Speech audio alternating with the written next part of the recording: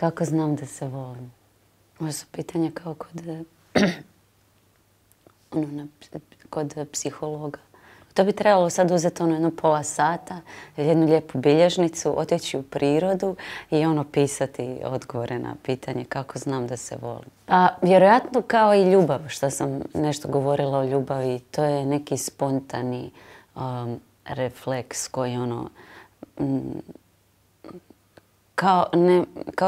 ne mogu ja to kao, znam da se volim, ovo mi je sad potvrdilo.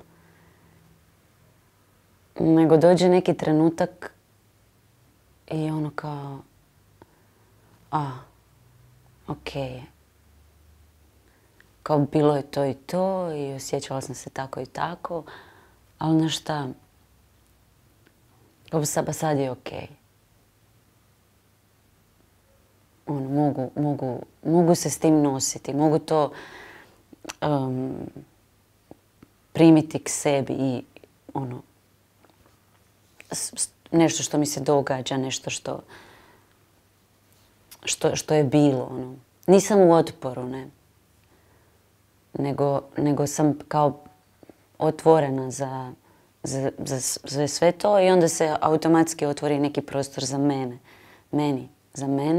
I onda dođe neki spontani trenutak kada kao stanem i kao dobro je. It's okay.